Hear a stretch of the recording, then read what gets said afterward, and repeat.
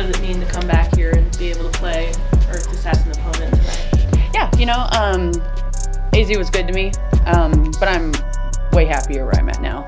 It was good to see people. It was fun to play in front of some fans, but for me, I'm way happier in Indiana. The Indiana Fever's road trip just ended in complete disaster with a 95-60 blowout loss to Phoenix. 2 more devastating injuries, and Dana Bonner talking trash in the post-game press conference. But Sophie Cunningham had the final word. In this video, we're breaking down exactly what went wrong in Phoenix, Sophie's valiant effort to will the team to victory, and most importantly, Sophie's explosive podcast comments where she finally exposed the truth about how Dana Bonner really quit on the Fever. You won't believe what she said about. That had to have been one of, if not the most embarrassing loss of the season for the Indiana Fever so far. We lost to the Atlanta Dream earlier in the season, 77-58. We lost to the Valkyrie earlier in the season, 80-61. And tonight, against the Phoenix Mercury, we lose 95-60. You knew something was wrong when the Fever couldn't hit water if they fell out of a boat in the first quarter. The shots weren't falling, passes were getting picked off, and Phoenix was already pulling away before most fans had finished their popcorn. This wasn't just a slow start. This was a complete offensive collapse happening in real time. The numbers tell the brutal story that every Fever fan wishes they could forget.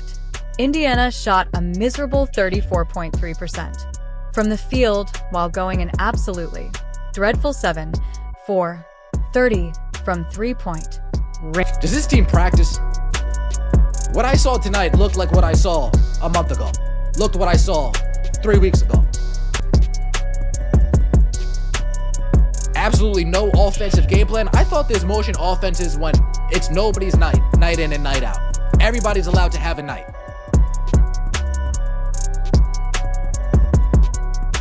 If Kelsey Mitchell doesn't play well, it needs miraculous efforts from the rest of the team to pick this up.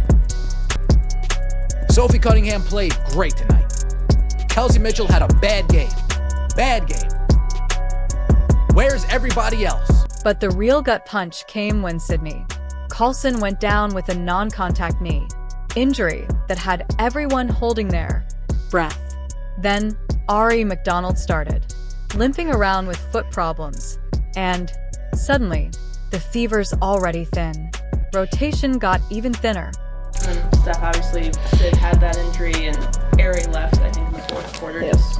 What's the status of it? Well, it's Sid's left knee, Ari's right foot, and we'll get some more evaluation when we get home tomorrow and see where we are. Phoenix controlled every single aspect of this basketball game. They out-rebounded Indiana 44-32 and made the Fever look completely lost on both ends of the court. Every possession felt like the Mercury were playing chess while Indiana was still figuring out checkers.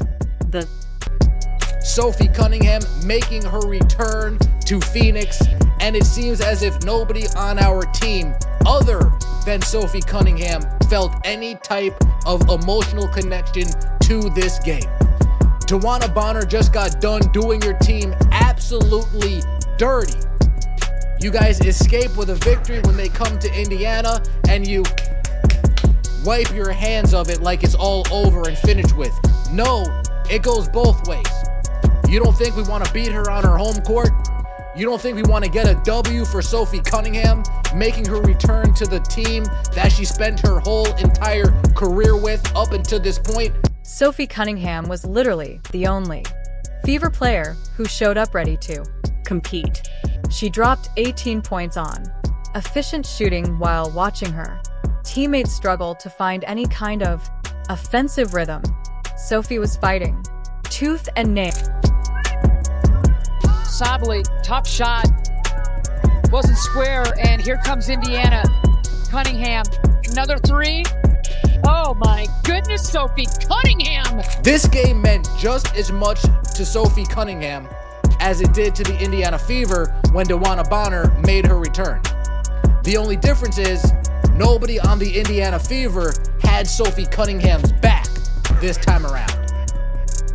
Sophie Cunningham was the only player trying hard, the only player giving effort play in and play out, the only player getting into it with Alyssa Thomas, getting into it with DeWanna Bonner, getting into it with Kalia Copper, while everybody else just mailed it in.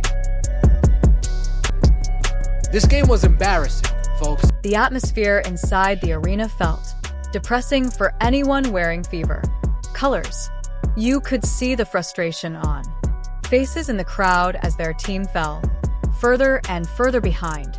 What made this loss even more painful was watching the Mercury celebrate every made shot and defensive stop like they were winning Game 7 of the finals.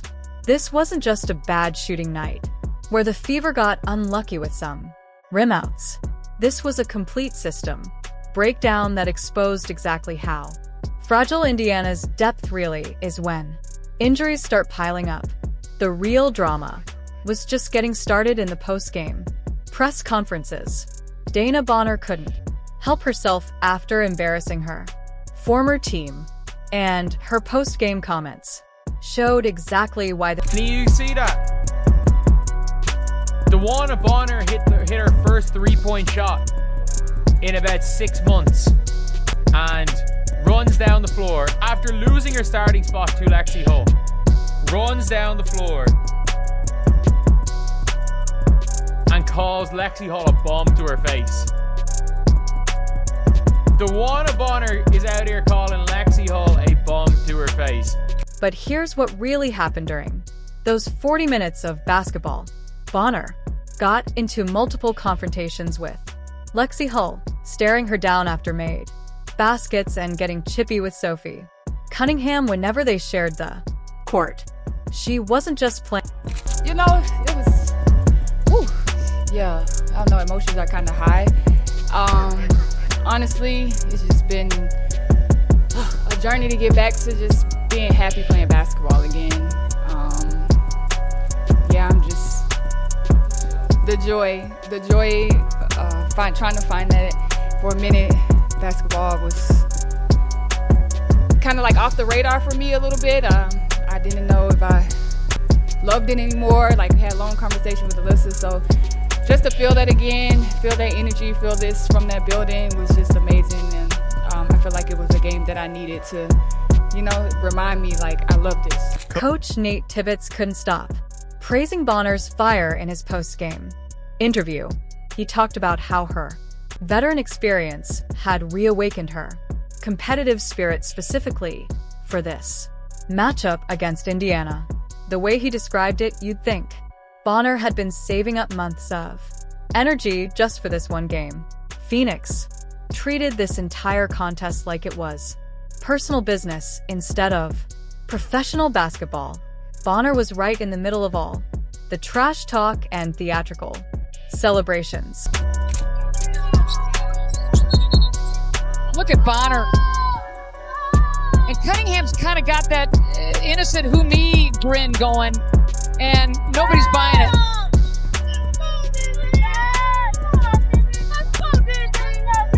Wow, what a steal by Bonner, stepping right into it. And Sophie knows that doesn't want to create anything more. A little holding on. You think this is becoming a rivalry? Oh, they're letting her have it now. They gave Cunningham a big ovation. You could see the massive difference in how both teams handled themselves after the final buzzer. Phoenix was celebrating and taking verbal shots at their opponents while Indiana focused on staying together as a group. The Fever players were checking. For sure. I mean, it sucks, right? You don't ever want to see anyone be injured on any team. I feel like there's been a lot of injuries this year in the W, harsh ones, I think. And, it's just another one. And Sid is still the heartbeat of our team. She's going to be okay. Our team's going to be okay. And again, it's just another hurdle that we're going to have to get over.